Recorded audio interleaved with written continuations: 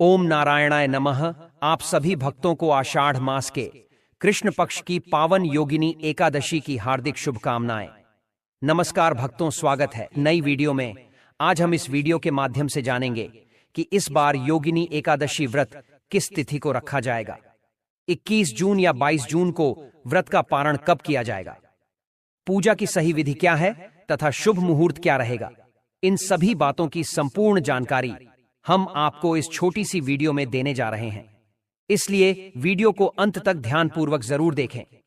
दोस्तों, यह जो एकादशी है बहुत ही शुभ योगी के निर्माण के द्वारा आ रही है, इसीलिए इसका महत्व और भी अधिक बढ़ जाता है। योगिनी एकादशी का व्रत हिंदू धर्म में अत्यंत महत्वपूर्ण और पुण्यदायी माना जाता है। यह व्रत विशेष रूप से भगवान विष्णु के भक्तों द्वारा किया जाता है। पालन करने से पापों का नाश होता है और मोक्ष की प्राप्ति होती है। योगिनी एकादशी का व्रत विशेष रूप से उन लोगों के लिए महत्वपूर्ण है जो किसी श्राप से पीड़ित हैं। मान्यता है कि इस दिन विशेष पूजा विधि और व्रत के माध्यम से श्राप का प्रभाव समाप्त किया जा सकता है और जीवन में सुख शांति की प्राप्ति होती है। महाभारत में वर्णित है कि गांधारी के शाप के कारण भगवान श्री कृष्ण की नगरी द्वारका का जलमग्न होना यह दर्शाता है कि शाप का प्रभाव देवताओं पर भी पड़ता है। इसलिए योगिनी एकादशी के दिन विशेष पूजा विधि से शापों का प्रभाव समाप्त किया जा सकता है। योगिनी एकादशी की व्रत कथा में यह उल्लेख है कि इस दिन विशेष पूजा विधि और व्रत के माध्यम से शापों का प्रभाव समाप्त किया जा सकता है और जीवन में सुख शांति की प्राप्ति होती है। इस दिन भगवान विष्णु की पूजा, मंत्र जाप और व्रत का पालन करने से व्यक्ति के सभी पाप समाप्त होते हैं और उसे मोक्ष की प्राप्ति होती है। आज हम इस वीडियो के माध्यम से आपकी कंफ्यूजन दूर कर देंगे और आपके सभी प्रश्नों का उत्तर इस वीडियो में देंगे, तो वीडियो के अंत तक बने रहे, तभी आपको सही ज्ञान की प्राप्ति हो सकती है। दोस्तों, ये जो एकादशी है ना, योगिनी एकादशी या सौभाग्य देने वाले एकादशी है। सौभाग्य कैसा? ऐसा सौभाग्य कि यदि कोई अभागी नहीं स्त्री योगिनी एकादशी का एक व्रत मंत्र कर ले, उसका सौभाग्य जाग जाता है। यह व्रत विशेष रूप से पुण्यदायक माना जाता है और इसके द्वारा सभी पापों से मुक्ति मिलती है। मान्यता है कि इस दिन विधि पूर्वक व्रत करने से 88,000 ब्राह्मणों को भोजन कराने के बराबर पुण्य मिलता है।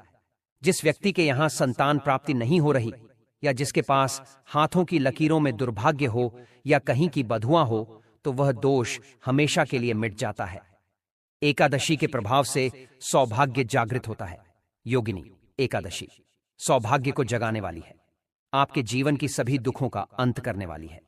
योगिनी एकादशी आपके जीवन में आर्थिक परेशानी चल रही है तो योगिनी एकादशी इसका एक उत्तम उपाय हो सकता है। आपके जीवन में क्लेश चल रहा है और मोक्ष की कामना करते हैं तो इससे बड़ा कोई उपाय हो नहीं सकता। आज के इस वीडियो में हम बात करेंगे कि योगिनी एकादशी का व्रत करना किस तरह से है, इसमें किस चीज के दान का भी पूजा का विधान है, इस व्रत के नियम क्या है, इस एकादशी में कुछ चीजों को त्यागना होता है और योगिनी एकादशी में कुछ ऐसी चीज हैं जिनका आपको सेवन नहीं करना होता है या प्रयोग नहीं करना होता है। वह कौन सी वस्तु में है, कौन सी चीज है जिनको आप इस एकादशी में एक दिन पहले ही त्याग देंगे, इसके नियम क्या रहेंगे, किस विधि से इस व्रत को करना चाहिए, इस पूजन से करना चाहिए, दान क्या रहेंगे, कारण कब होगा, कैसे होगा, क्या समय रहेगा। योगिनी एकादशी व्रत किस दिन यह करना है, शुभ मुहूर्त क्या रहेगा, पूजा का समय क्या रहेगा। इस प्रकार से इस संपूर्ण जानकारी इस आने वाली योगिनी एकादशी के बारे में आपको प्रदान की जाएगी। हम यहाँ पर जो भी जानकारी दी जाती है वह पंचांग और पुराणों के आधार पर जानकारी प्रस्तुत करते हैं। कौन सा व्रत, कौन सा त्योहार कैसे मनाना है, क्या आप पूजा विधि है जो पुराणों में लिखी होती है, वास्तुशास्त्र के आधार पर वह हम आपको बताते हैं। व्रत कब करना है, समय क्या रहेगा, शुभ मुहूर्त क्या रहेगा, जो पंचांग हमें बताते हैं वह हम आपको बताते हैं। तो इसी प्रकार की लाभदायक जानकारी प्राप्त करते रहना चाहते हैं तो चैनल ज्ञानवर्धक टेल्स को अवश्य ही सब्सक्राइब कर लीजिएगा, जिससे कि आने वाली नई वीडियो के नोटिफिकेशन आपको माध्यम से प्राप्त होते रहे। तो चलिए, आपका समय ज्यादा बर्बाद ना करते हुए जानकारी आरंभ करें। उससे पहले आपसे निवेदन है कि वीडियो यदि थोड़ा भी उपयोगी लगे तो कृपया एक बार लाइक अवश्य कर दीजिएगा। एक लाइक हमारे लिए बहुत महत्वपूर्ण होता है। अपनी मनोकामना पूर्ति के लिए, अपने व्रत की सफलता के लिए कमेंट बॉक्स में अवश्य लिखिएगा। ओम नारायण नमः। इस मंत्र की बहुत अधिक महिमा है। इस आषाढ़ माह में यह मूल मंत्र है का जितना अधिक हो सके इस मंत्र को लिखिए। जहां अवसर मिले वहां लिखिए। जो पूजा कर रहे हैं उसमें इसका प्रयोग कीजिए। तुलसी को जल दे रहे हैं, बोलिए ओम नारायण। पीपल को जल दे रहे हैं, बोलिए ओम नारायण। नम पूजन कर रहे हैं, स्नान कर रहे हैं, एक ही मंत्र का जाप कीजिए, ओम नारायण नमः। कमेंट कर रहे हैं तो लिखिए ओम नारायण नमः। जितना अधिक लिखेंगे, जितना अधिक बोलेंगे, इस पूरे आषाढ़ माह में उसका कई हजार गुना पुण्य आपको प्राप्त होगा। यह पुराने की बात है। जानकारी आरंभ करते हैं। बात करते हैं आने वाले एकादशी के बारे में। प्रथम अर्थात आषाढ़ माह के कृष्ण पक्ष की एकादशी होगी और इसका नाम होगा योगिनी एकादशी।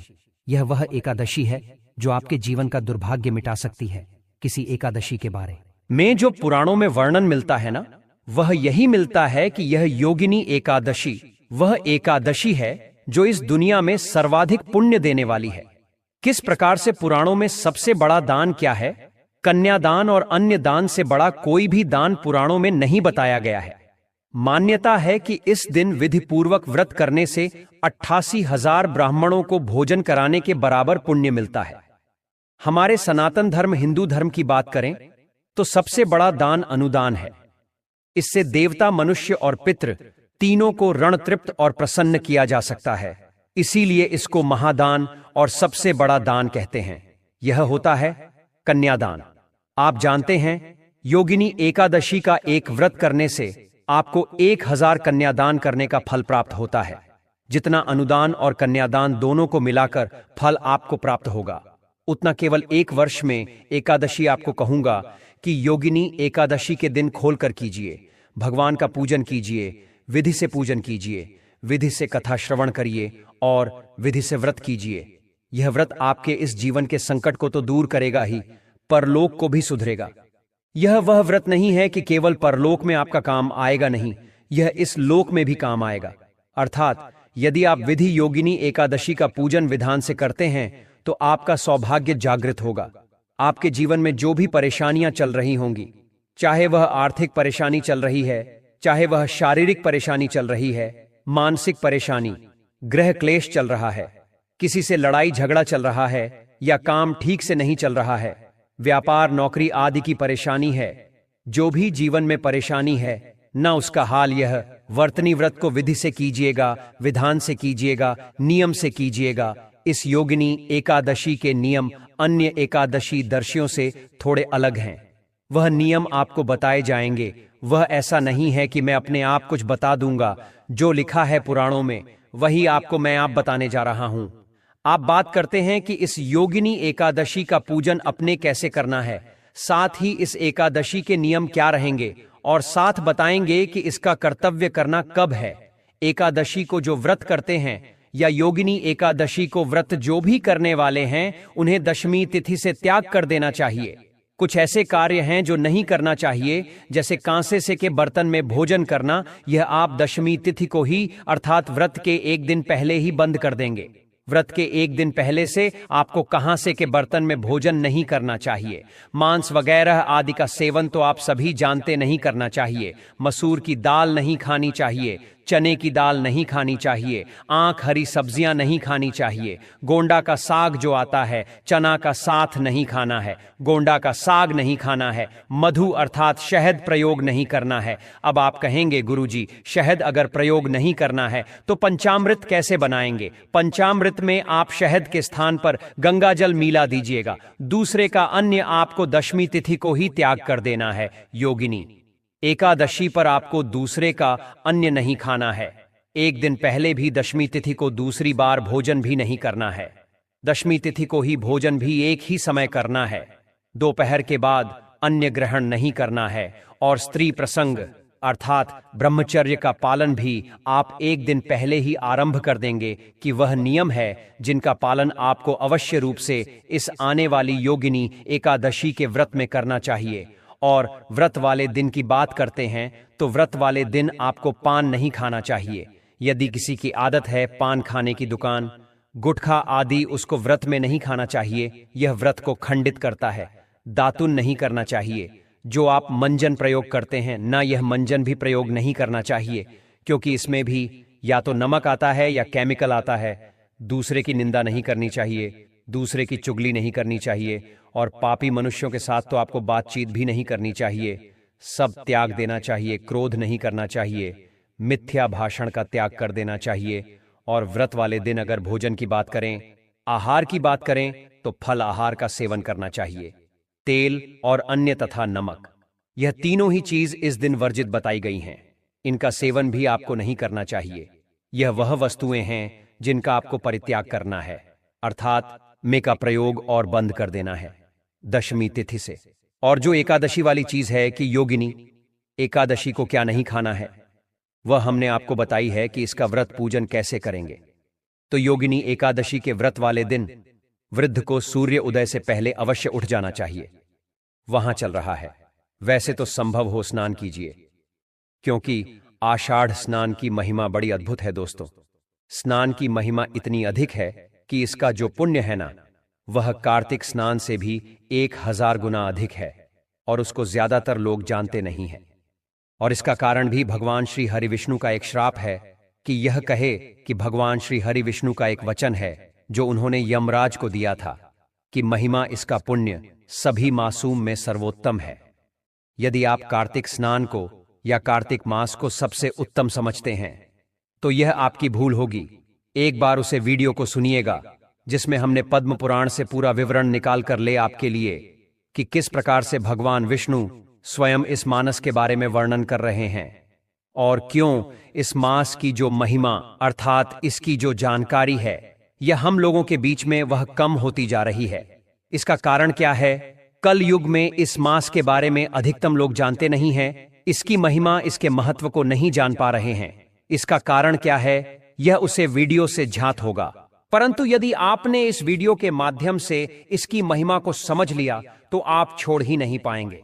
इस आषाढ़ मास में स्नान दान होने के कार्य करना कितना अधिक पुण्य है साहब। वर्णन आता है कि यमराज स्वयं भयभीत हो गए।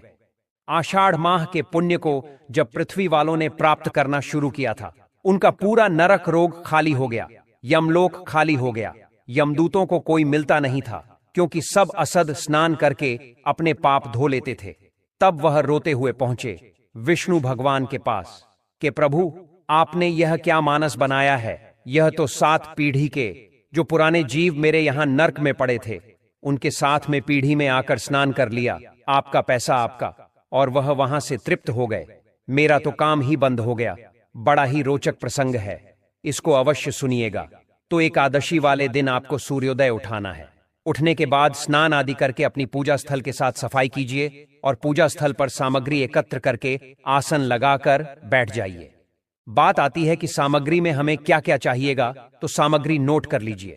सामग्री में आपके पास होने चाहिए भगवान श्री हरि विष्णु की कोई प्रतिमा या तस्वीर, माधव रूप की अगर तस्वीर आपके पास हो, प्रतिमा हो तो बहुत उत्तम रहेगा, क्योंकि वह साथ में दोनों ही एकादशियों पर आपको भगवान के माधव स्वरूप का पूजन करना चाहिए। 1 चौकी पीला वस्त्र, रोली मोली पान सुपारी लौंग, इलायची धूप में पुष्प की माला, खुले पुष्प चित्र, जानू तांबे का 1 लोटा, यह सामग्री आपको आवश्यक होगी। साथ ही पंचामृत बनाने के लिए कच्चा दूध, दही, घी, शहद और शक्कर, यह 5 चीज पंचामृत बनाने के लिए, क्योंकि एकादशी व्रत है, इसमें शहद प्रयोग नहीं होगा, तो उसके स्थान पर गंगा जल की सारी वस्तुएं आप एकत्र कर लीजिए। सामग्री एकत्र कर लीजिए। तांबे का लोटा लीजिए, उसे अच्छे से मांजिए और उसमें पहले गंगा जल भरिए, फिर उसमें शुद्ध जल भर लीजिए। आसन लगाकर बैठ जाइए और पूजन आरंभ कीजिए। 1 पुष्प से सभी सामग्री पर और स्थान पर पहले पानी से छींटे दीजिए। इसका लाभ यह होगा कि इससे जो स्थान है, जो सामग्री है, वह सभी पवित्र हो जाएगी। छींटे दीजिएगा। इसके साथ ही मंत्र पढ़ते हैं, ओम पवित्र हो, पवित्र एवं श्रवण व्यास, मेरे तो कुंडली कक्षा ही हो। इस प्रकार से अपने पवित्रीकरण किया है, शुद्धिकरण किया है। भगवान को विराजमान करेंगे, उससे पहले अपने हाथ धो लीजिए। अपने सीधे हाथ पैर झल लीजिए और धो दीजिए। हाथ धोने के बाद भगवान की स्थापना कीजिए। चौकी बिछाइए। चौकी पर पीला वस्त्र अगर है तो वह भी चाहिए। और भगवान को स्थापित करने से पहले प्रार्थना कीजिए कि हे ईश्वर ही परमात्मा, हम आपके यहाँ आवाहन कर रहे हैं। आप यहाँ विराजमान हो और भगवान की तस्वीर को स्थापित कर दीजिए। यह भाव हो गया कि अपने भगवान को आसान दिया पुष्प के रूप में और भगवान आकर विराजमान हो गए। अब जिन लोगों के यहाँ चौकी नहीं है तो वह अन्यत्र स्थान पर भी भगवान का इसी प्रकार से स्थापना करेंगे। आपके पास जो भी उपयुक्त स्थान है पूजा का, वहां पर आप इसी प्रकार से निवेदन करके पुष्प रखिए और भगवान की तस्वीर या प्रतिमा को स्थापित कीजिए। राखी आप कुछ लोग कहेंगे कि हमारे पास तो पृथ्वी पर है, पूजन करना है हमें तो। हाँ, पृथ्वी पर रखकर भी पूजन कर सकते हैं। शुद्धता का ध्यान रखें, अच्छे से साफ सफाई कर लें।